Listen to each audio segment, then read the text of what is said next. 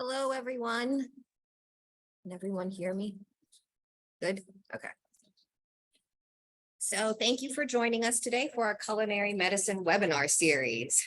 My name is Jessica VanRoo, and I'm the executive chef at UCI Susan Samueli Integrative Health Institute. Before we start, I want to review a few Zoom housekeeping items. We are recording this session. After the session, we will post the webinar recording along with the recipes to download on our website.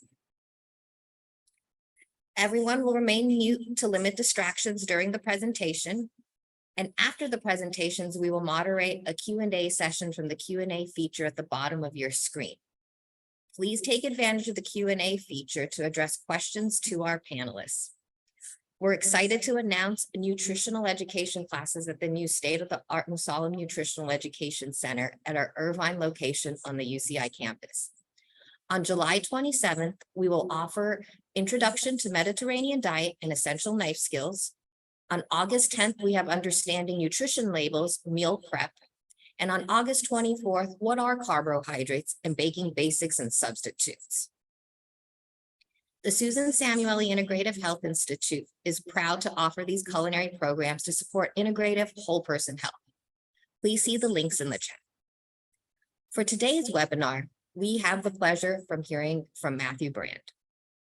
Dr. Brand is a Chinese medicine physician and California board and NCCAOM licensed acupuncturist. His services include varying styles of acupuncture, Chinese herbal medicine, therapeutic bodywork, nutritional consultations, and instruction in Tai Chi and Qigong. With a lifetime of being physically active, his early focus was on orthopedic medicine and sports injuries. He later broadened his focus to include GI issues, gynecology, male and female fertility, depression, anxiety. Matthew received his master's degree in acupuncture and traditional Chinese medicine from Yosan University of Traditional Chinese Medicine. He also served as an assistant academic dean at his alma mater and as an herbalist in the school's clinic. After years in private practice, he joined the illustrious Tao of Wellness as a fellow and later as an associate to work alongside doctors Mao Xing and Dao Xing Ni. Serving as principal practitioner for their Newport Beach location, he has since worked at the Tabor Rubin VA Medical Center in Long Beach, where he worked as a part of an acupuncture research team and continued to related publication.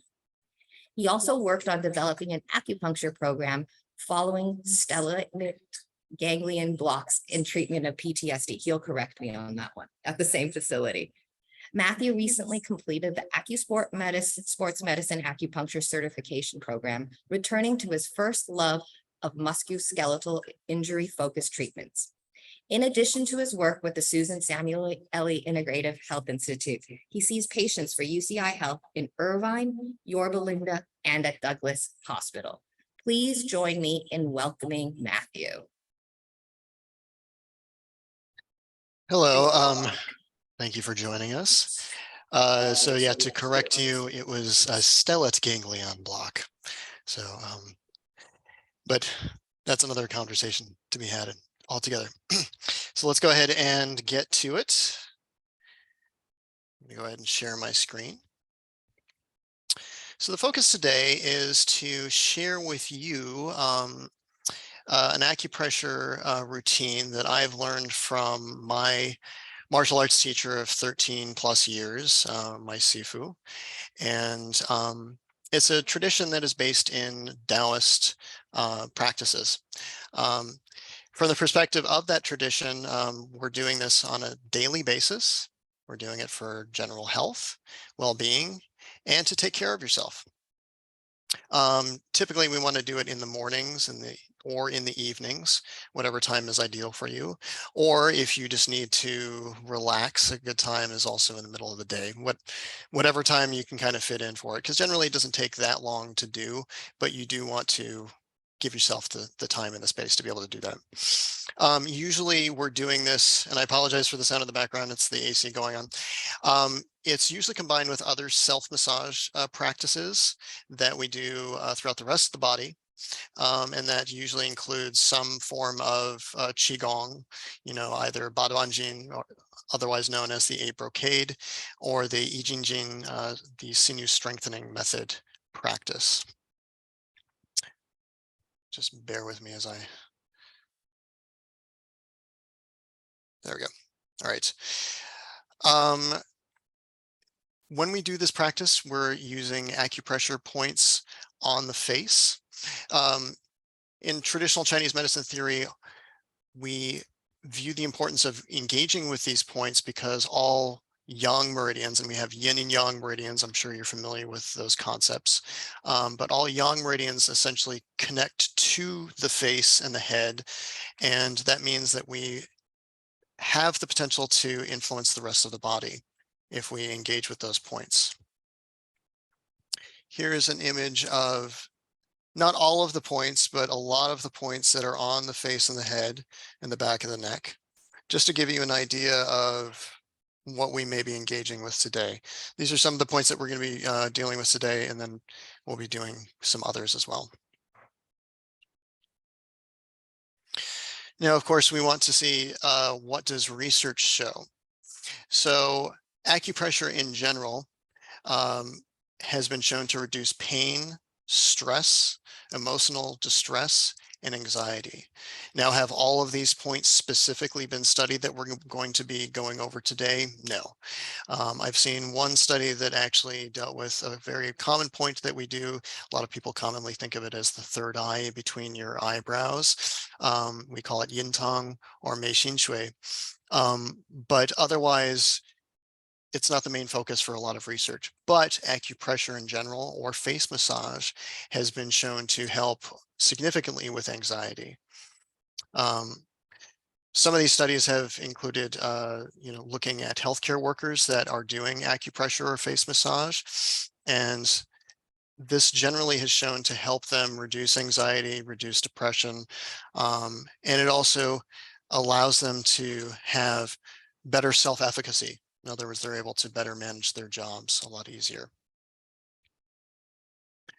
Another thing that has been researched quite a bit is something called the emotional freedom technique. Now, that's not necessarily something that we're going to be doing here, but it's similar insofar as it includes, among other things, a self-massage technique that involves tapping of various acupoints that are on the face.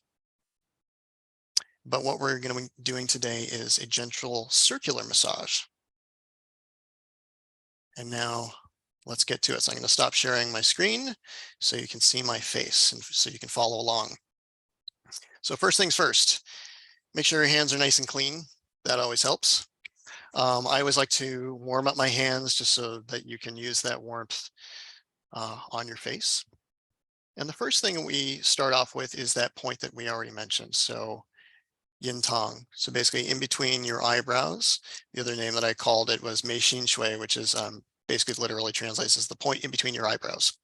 So there's two ways in which you can do this. So one is using the pad of your finger, and we're just going to be getting to this spot in between our eyebrows and gently massaging in a nice circular manner.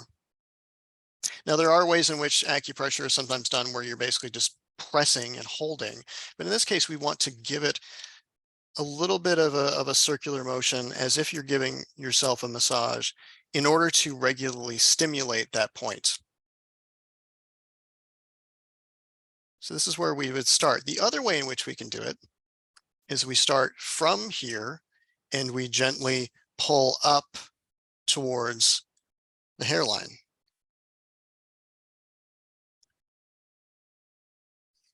And there's no given amount of time that you want to do this. You can do this as long as you want, but generally you want to take your time with it.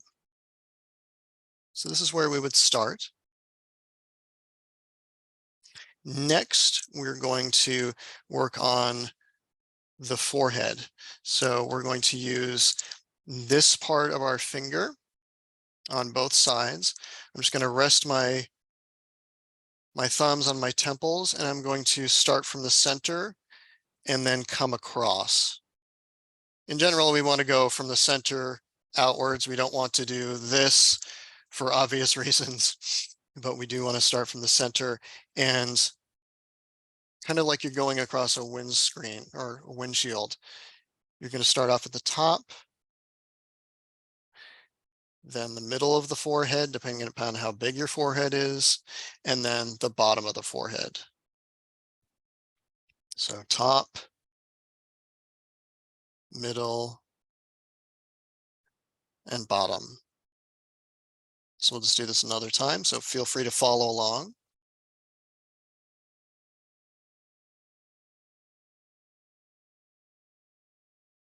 And after we've done that, we then want to move down to our eyebrows.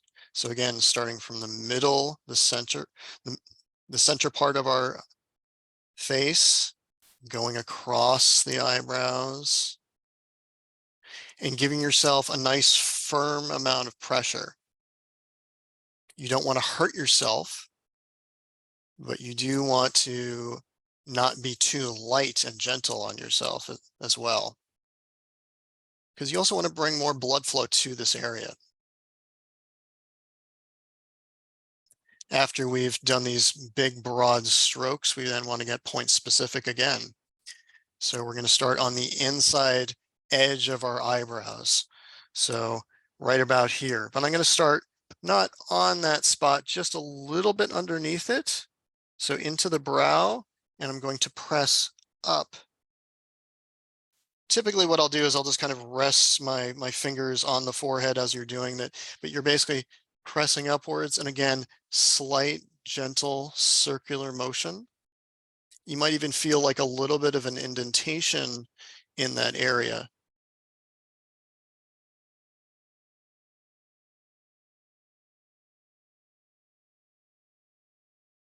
After we spend a little bit of time here, we then want to move to the middle of the eyebrow.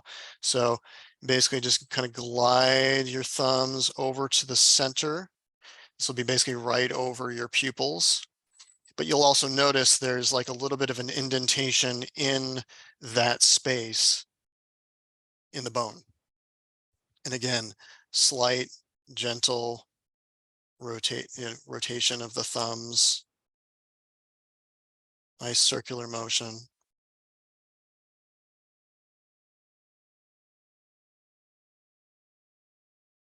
Next, we're going to get into just on the inner canthus, so basically just on the inside of your eyes. This is a thing that I think a lot of us will normally naturally do when we have a headache. It's just kind of getting your fingers in there and just, again, just kind of gently massaging, especially if your eyes are dealing with a bit of strain, if you're wearing glasses. Again, this is not necessarily new to most of us here. And then after there, as you see, we're kind of working our way down. Now we're going to go across. So watch me first before you do this, but you'll need to close your eyes for obvious reasons. Close your eyes, get, again, the pads of your fingers, and just gently brush across your eyelids. And again, just doing this a few times.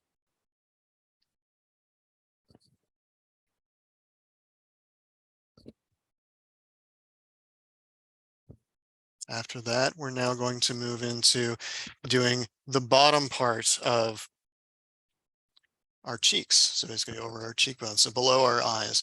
So you're going to, sorry, I keep bumping this, my apologies. So there's two ways in which we can do it. We can either just get our fingers back up here and just go across the way in which we were kind of moving across our eyebrows, or you can get the opposite thumb over the opposite cheek and just pull across.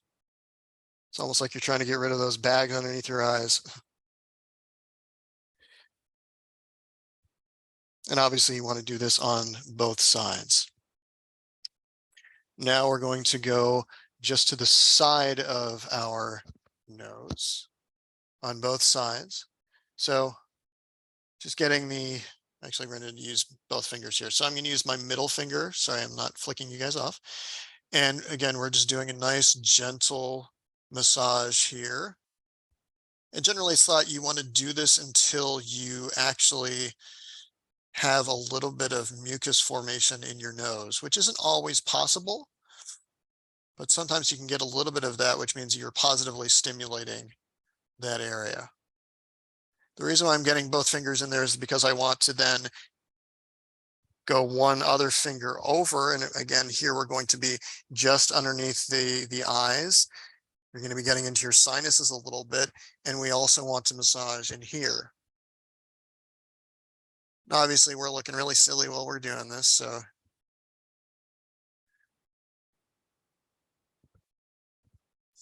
after that, we're going to go straight down into the corner of our mouth, the corners of our mouth, just outside of that. And this will really make us look silly as we're massaging this.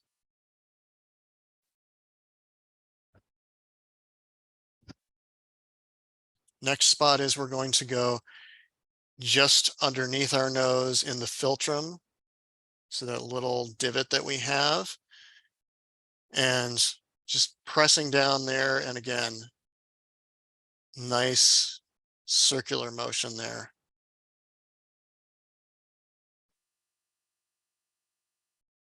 This one might be a bit sore. Next spot is going to be underneath your mouth, kind of in that little divot that's there. Obviously with me, it's where I have my little hair patch. And I'm just gonna do a nice little circular motion there. Then we're going to go back to big strokes again. So I'm going to be going across the top of my mouth. And so I kind of call this cultivating the mustache. Not that all of you are trying to cultivate a mustache, but if you were. And so I'm just using the top part of my hand and working my way over. I'm not going to do it too much on this side because I keep bumping the microphone, but I'm going to be doing the same thing. So the idea is I'm going to be going over that area above the mouth, above the lips, the upper part of the lips. And then I also want to get below the lips as well. So this is cultivating your goatee.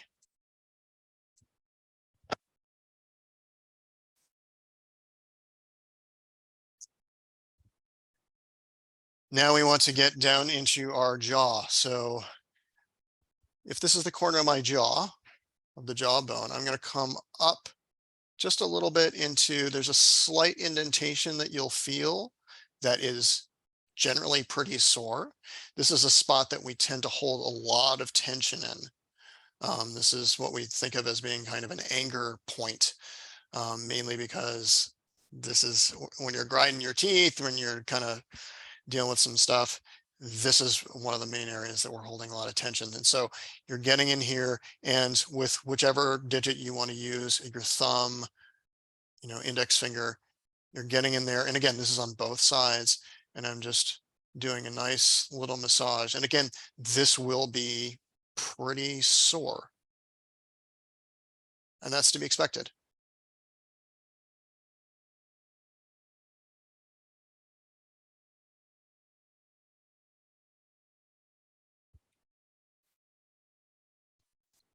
Looks like I have a question.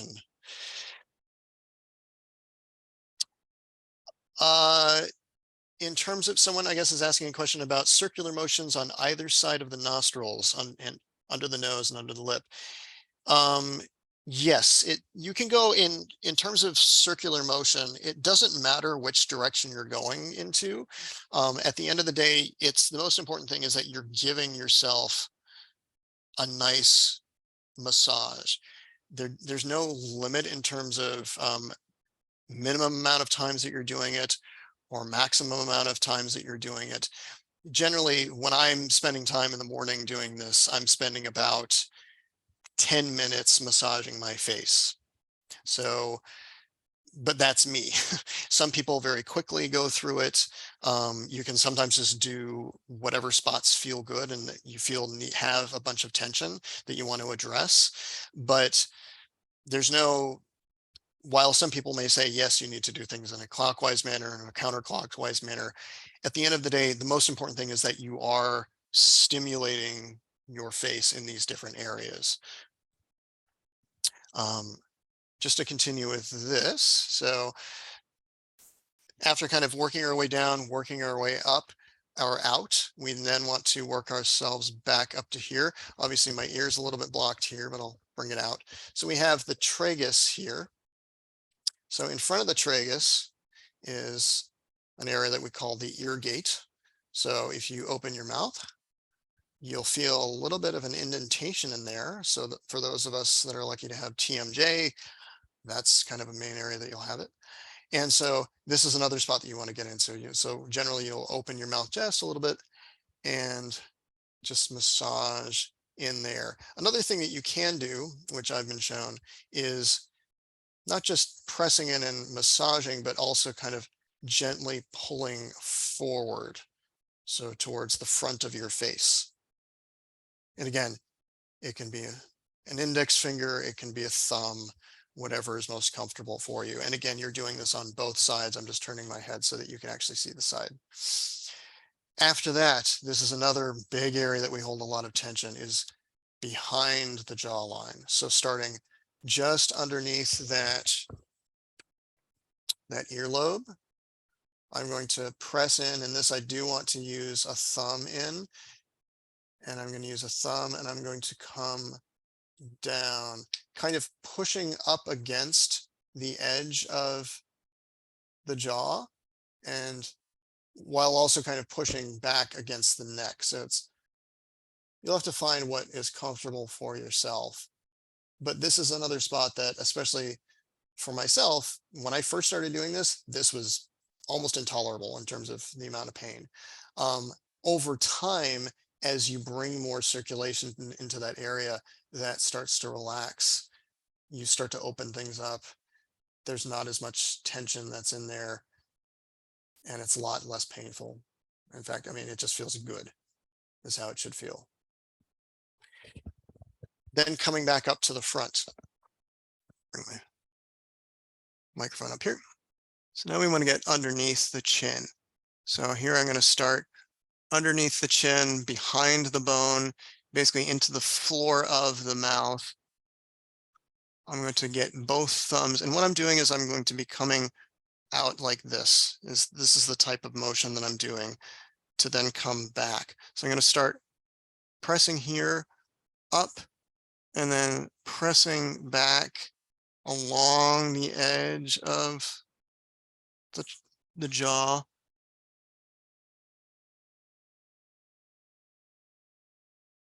And again, this should feel nice and comfortable. Just think that you're treating yourself to a day at the spa.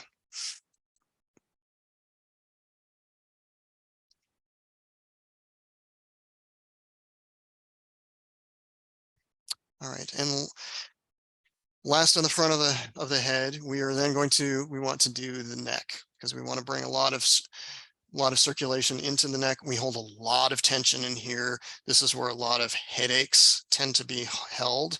There's a lot of things you can do in here. The SCM, which is this set of muscles here in the front, hold a lot of tension. And especially when we get those headaches that kind of give us that kind of question mark kind of feeling, is because of the tension that's in these muscles, in our scalenes down here. Yes, of course, the traps are affecting things, but we want to help relax this as much as possible.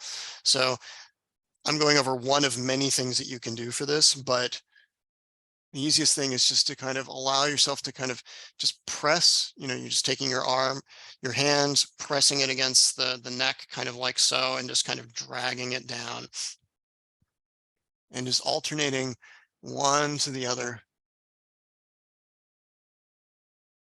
And you're lifting your neck up so that you can stretch the muscles while you're doing this. And just because I'm taking a lot of time, just last thing that we want to do is obviously the back of the neck. So there's a couple points that are on the back. Sorry, I can't see myself, so I apologize. So hopefully you can see this. So we have two big muscles, or the two muscles that are kind of holding up our necks here. And then if we just kind of come out, just lateral to that, you'll fall into a little bit of a divot. So you can either get a couple fingers in there or thumbs and just massage in a circular manner, or you can just get it get a hand in there and you're just kind of grasping at that back area. So you just be getting in there, giving yourself a nice massage, grasping at that back area just to help relieve the tension that's in there. And then usually after that, that's when we kind of then address everything else that's going on in our body, make sure our digestion is good, give ourselves a nice little belly rub, you know, and then tap around the rest of the body. So that's it for the facial massage. I want to be able to give Chef Jess a chance to get into something that obviously is equally, if not more important in terms of managing stress, anxiety, maintaining good mental focus, and that is eating well. So I'm going to hand that back off to Chef Jess. Thank you. I feel like I'm very relaxed right now. I don't know where I am.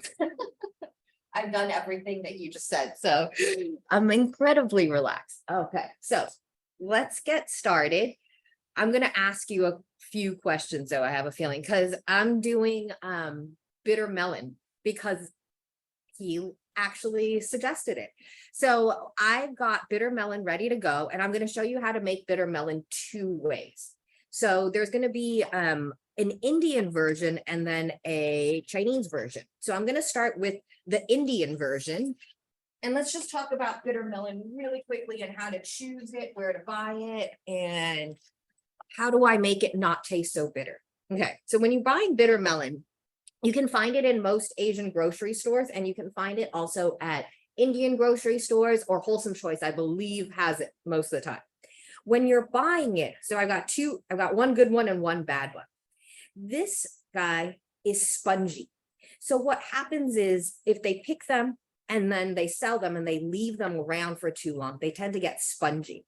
If I were to cut into the middle of this guy, which I will in a sec, you'll notice the seeds are actually red. This will be more bitter. When you're buying bitter melon, what you want to look for are these grooves, and you want them to actually be pretty wide. So you want thick grooves, not thin ones that are stuck to each other. And it just means that it's carrying a little bit more of that juice then, and it's fresh. So we're going to use bitter melon 2 ways. I'm going to cut this one first so that you can see how it's, I'm hoping when I cut into the middle, it'll have red seeds, because the red seeds means that it's gone too far.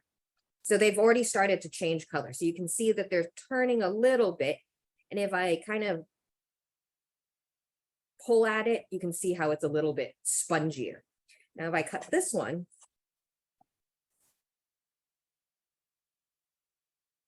this is nice and got a good kind of cut to it, or like a resistance to it. And you can see the seeds haven't developed that much of that yellow as this one. So these seeds will actually turn almost red. When I found one earlier, so I wanted to show you. So it's almost this red color. And that just means it's going to get more bitter. But that was the beauty of all of this. I wanted you to learn how to eat more bitter foods. If you take your tongue and go as far back as you can with your tongue, you'll feel a little soft spot. That soft spot is where we can also smell our food. Bitter foods you can't smell as much, but I wanted you to know that that's that spot that connects our taste and our smell. So find that spot, and you'll notice that when food hits that spot, that's where you're going to get more flavor then. The best friend to bitter foods is salt. So salt will inhibit the flavor of bitterness. So there's 2 things you can do with bitter melon to get it ready.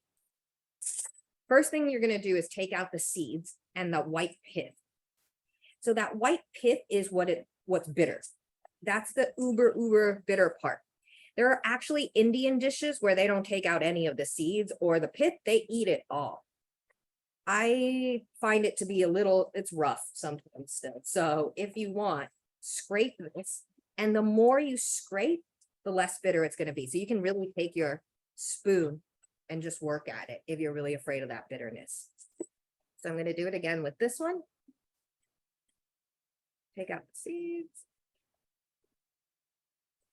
And there's different types of bitter melon to buy. There's one that's not as smooth as this. It's kind of wrinkly, and it's the Indian kind. And you can use that as well. If the outside is a little tough or rough, what I would do is take a paring knife and just shave off the parts that are hard. So now I'm going to stack these up and I'm going to slice.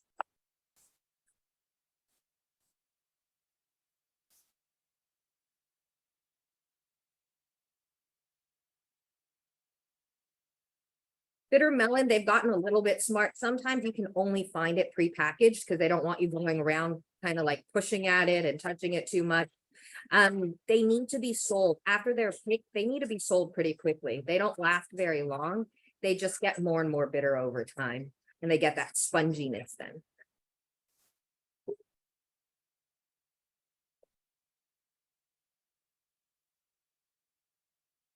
So after you slice it, for this dish, I'm going to show you the first way that we can do it. We can salt it. You can take your bitter melon. Like I said, salt is bitterness's worst enemy, best friend. Can't really tell because for us, it helps our food. But the melon doesn't like it, or the bitter gourd.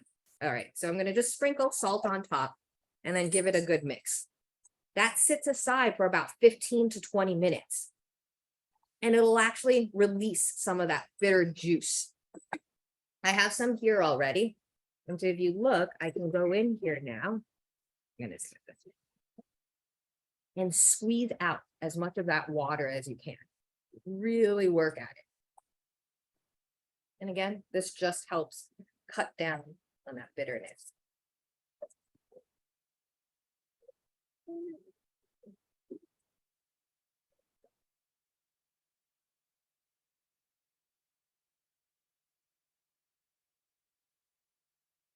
Perfect. And so if you look, you could drink that, give yourself a nice bitter shot. You could if you want. All right, we're gonna get started with the curry, or like a curry type. Cumin seeds, and then we also have some turmeric, a little bit of red chili powder. The recipe calls for Kashmiri red chili powder, which is just spicy chili powder. Most chili powder sold in the States is not spicy. It's more of like a nice smoky flavor to it. So if you want something spicy, use a little bit of cayenne mixed with maybe a little bit of the chili powder. Coriander, ground coriander, and curry leaves. If you can't find curry leaves, you can buy them on Amazon dried, and you could use those instead of the fresh ones. Or if you go to any Indian grocery store, they're usually refrigerated. Okay, so let's start with the onion. We're going to cut the onion in half. This is a very large onion, so I'm only going to use half. Depends on how much you like onion. I love onion, but that was a lot for the amount of bitter melon we had. All right. We got this onion. So I'm going to trim off the edge. Actually, I'm going to trim off both edges because I'm going to slice it. So I'm going to go and follow the curvature of the onion. So I'm following the onion. The onion has almost like little lines, and you can just follow it, remembering your claw so that you don't cut yourself. That's it. So that's going to be our onion. And then cilantro or coriander, since we call the seeds of this coriander, I don't know why we don't call this coriander. We call it cilantro, but coriander seeds become cilantro. So you're going to hold your, this is to garnish, but I'm just getting it ready. Remember, pinch your blade, hold your cilantro in this hand. This is the same thing you can do with parsley. Keep the stems. If you're somebody that likes the flavor of cilantro, remember the stems of any fruit or vegetable will have more of that flavor in there. So if you like the flavor, keep this because this is what you can use to flavor things to taste like cilantro. So hold your blade, pinch it, hold this like this, and then we're going to give it a haircut. So we're just going to go around and just kind of shave off the large leaves. And if your knife is sharp, you should just be left with a little bit. Now I'm going to gather everything back together and just mince. And this is just to garnish everything.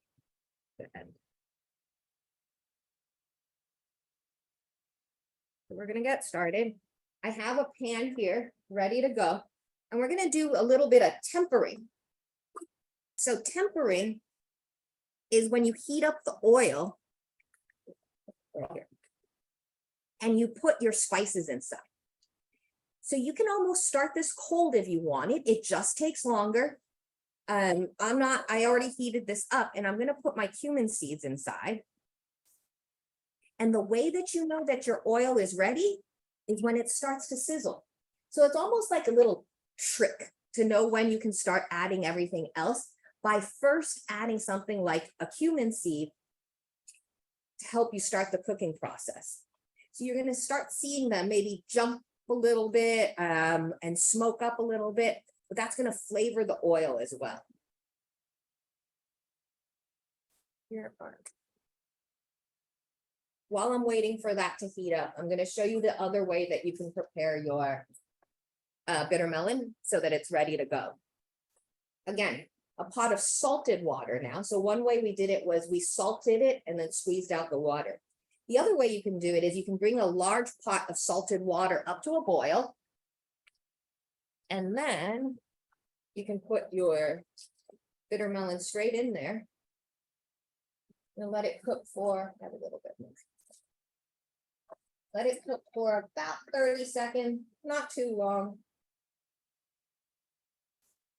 Because you're really just trying to remove that bitterness. You can then take this out and dunk it in cold water, or you can just take it out and you're ready to cook with it. There's a Japanese dish. Actually, Japanese, they do a lot with bitter melon as well. All it is bitter melon cooled, so they cool it down so it's ice cold, which also helps with the bitterness if you wanted another trick. And then you eat it with Kewpie mayonnaise. So you just dip it and you just eat little pieces of bitter melon with a little bit of Kewpie mayonnaise. So we're going to stir fry this into egg later. So my little seeds are starting to sizzle. They're getting there. Matthew, is a bitter melon considered cold or hot food? It's very cold. It's thought of as being really good to drain out heat. So the timing of you making this now that we're dealing with a major heat wave is perfect. Oh, wow. So especially if you run hot already, I mean, you're in a very hot environment like we are in Southern California right now, then having something that is bitter will help kind of temper that heat that you're dealing with. So yeah, Nice. timing could not be more perfect. Yay, good. Okay. So that's sizzling away. I'm going to add my onion now.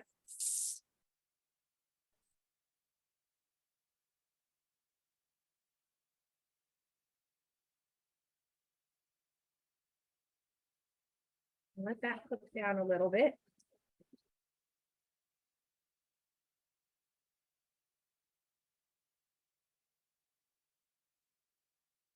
And then you've got all your Indian spices. So the one thing that's not in there that I'm sorry that I forgot to put it in the recipe, and I've been going through all my recipes and kind of trying to fix this up, is any recipe that I put turmeric in, I need to add black pepper in to get that to get all the benefits out of it. So we are adding just a hint, like an eighth of a teaspoon of turmeric in here. Add a little bit of the black pepper in there if you can as well. And I forgot my 3 cloves of garlic. So I'm going to chop my garlic up right now.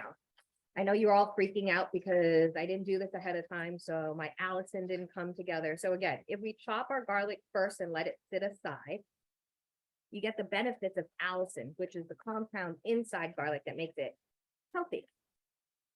I'm going to go in and take it out. And again, if you like the flavor of garlic, remember, don't add it until the end of the cooking process.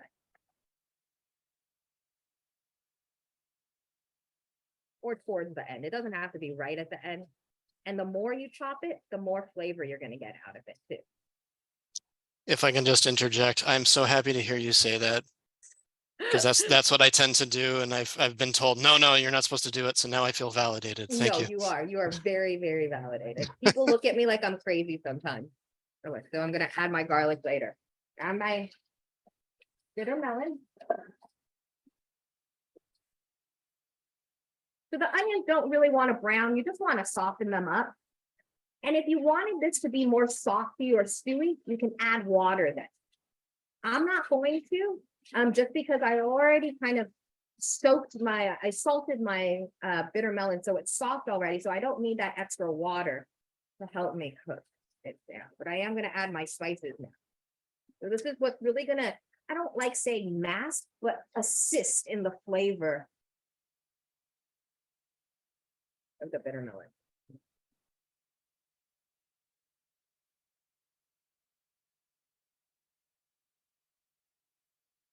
Spices really help dishes make and break them. So they can definitely help kind of mask some of the flavor that you might be afraid of or trying to get away from. And then I'm gonna add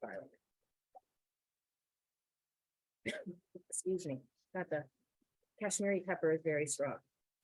It's not the strongest one, but one of the strongest. Can be. I am gonna add a little touch of water. This is when you're cooking and you have the option of adding more oil or water. This is when I would say go for the water, because you're not trying to make a sauce or anything. You just don't want it to burn too. You don't want it to burn. And that's it. So you can cook that down to the consistency that you want your bitter melon. It's good for me. So I'm going to finish it off with a little bit of lemon juice, as well as the cilantro. And if you wanted, you could add your serrano chili in there too. Sorry, I keep switching back and forth.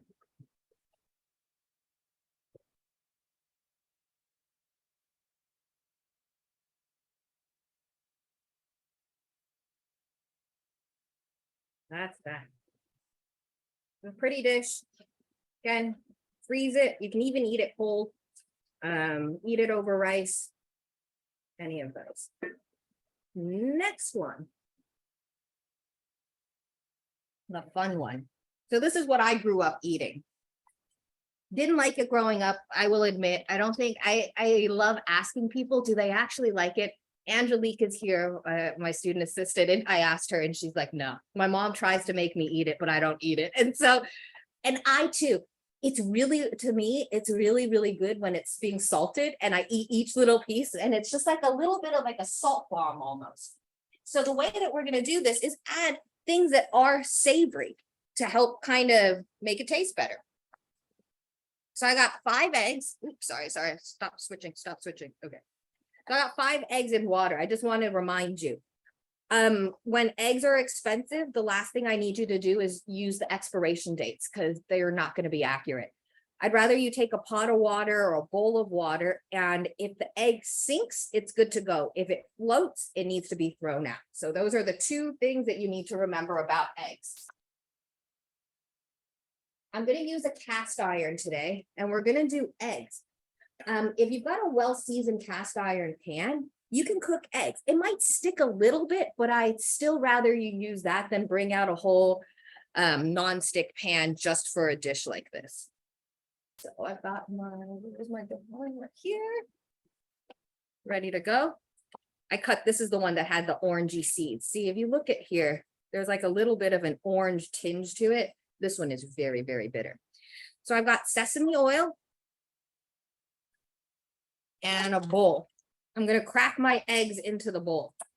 Again, use this hard surface. Don't use the side of the bowl, because if you use the side of the bowl, a piece of the shell might get in there. So what happens if a piece of the shell gets in there? I'll make an example. So if you do, what you can do is you can take another shell and just go back in there. They're attracted to each other. They're like magnets. Don't use your fingers because your fingers won't do anything. It'll just kind of smush it around.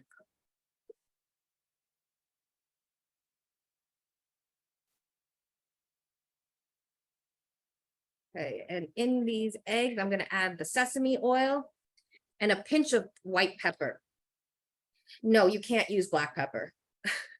White pepper has a whole different flavor complex. It's like, I'd rather you just not use any. If you like pepper, go ahead and use pepper, but don't think you're substituting that white pepper with black pepper because it's a completely different flavor. Okay, my pan is nice and hot. The other ingredients that go in are a little bit of soy sauce, some oyster sauce, Shaoxing wine and rice wine, or and sugar. So this is my thing about the sugar. If you're comfortable using MSG, this technically would be MSG. So if you want, you can play around. People have been playing around with MSG a little bit more, I feel like, but that's usually whenever you see sugar in a recipe for Chinese food, sometimes it's just avoid using MSG. All right, so I've got my oil ready to go. And I'm gonna do kind of what I call like fried rice cooking. So you're gonna cook your rice or you're gonna cook your bitter melon first, and then push everything to the side and then cook your egg in the middle. And bland bitter melon. So this is the one that I put in the salted water. Put that.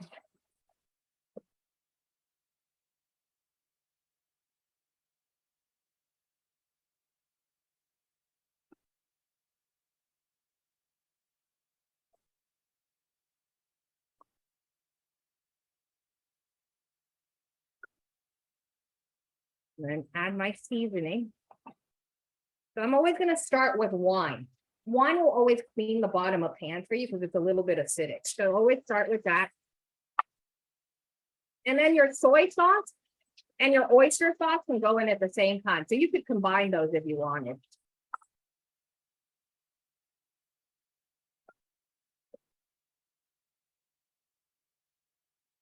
I'm going to cook down.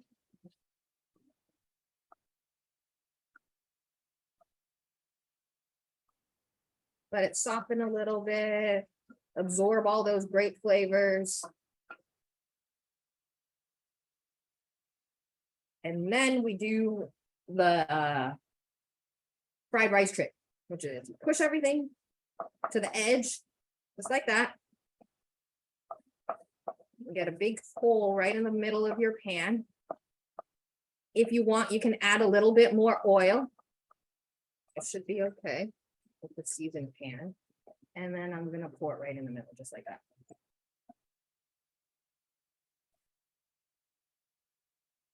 Then you're going to start scrambling.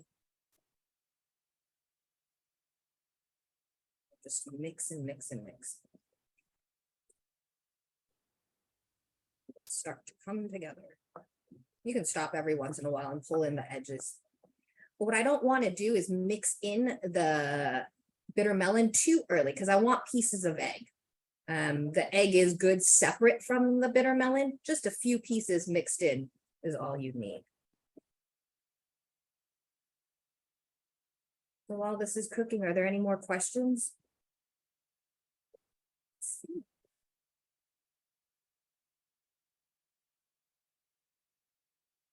Is there a substitute for oyster oil or oyster sauce?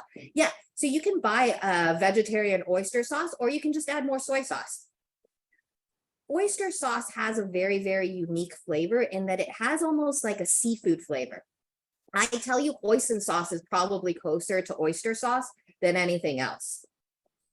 So if you want, you could use hoisin, or you could use just regular soy sauce too.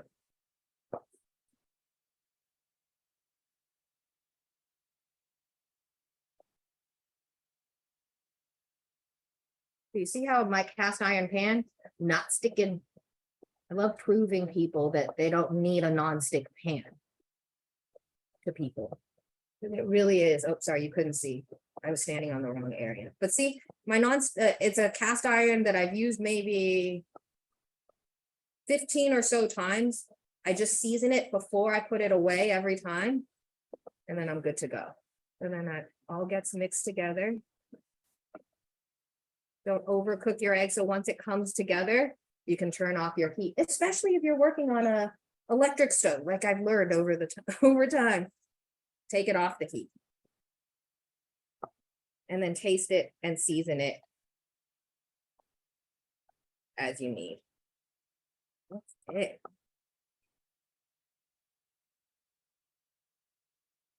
I think that's it. Any other questions? Well, thank you everyone for joining us. And we hope to see you soon. We will not have an event next month, but we will be starting back up in September. So see you then. Bye. Bye.